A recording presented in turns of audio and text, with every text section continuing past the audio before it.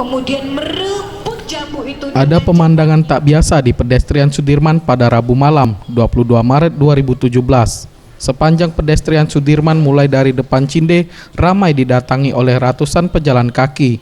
Ya, Jalan Jenderal Sudirman kini disulap menjadi trotoar wisata yang menyerupai jalanan seperti di Jogja dan Orchard, Singapura.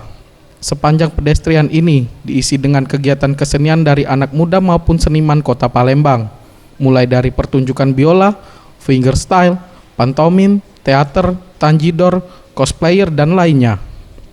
Launching pedestrian Sudirman dibuka langsung oleh Wali Kota Palembang, Harno Joyo. Untuk kedepannya, ia berkomitmen akan terus menghidupkan wisata di Jalan Jenderal Sudirman pada setiap akhir pekan. Selain untuk keindahan kota Palembang, juga sebagai dukungan mensukseskan Asian Games 2018 di kota Palembang. Hari ini atau malam ini kita meresmikan pedestrian Sudirman ini menjadi tempat pedestrian pariwisata.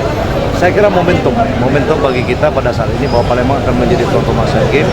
Ada satu kawasan yang betul-betul bakal menarik bagi tamu-tamu kita yang hadir. Di antaranya inilah Jalan Sudirman ini pedestrian.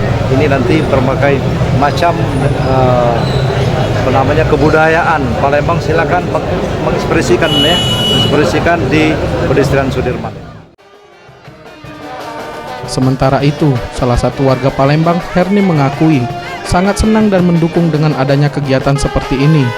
Dengan adanya kegiatan seperti wisata kesenian dan budaya ini, membuat Jalan Sudirman lebih hidup.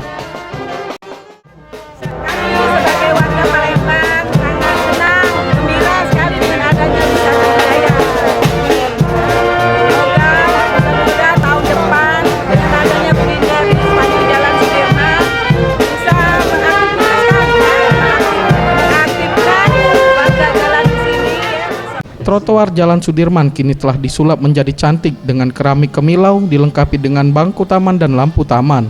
Lalu ditambah dengan pemandangan ruko-ruko sepanjang Sudirman yang telah dicat warna-warni, menambah elok suasana di trotoar tersebut. Maulana Yusuf, Sriwijaya TV.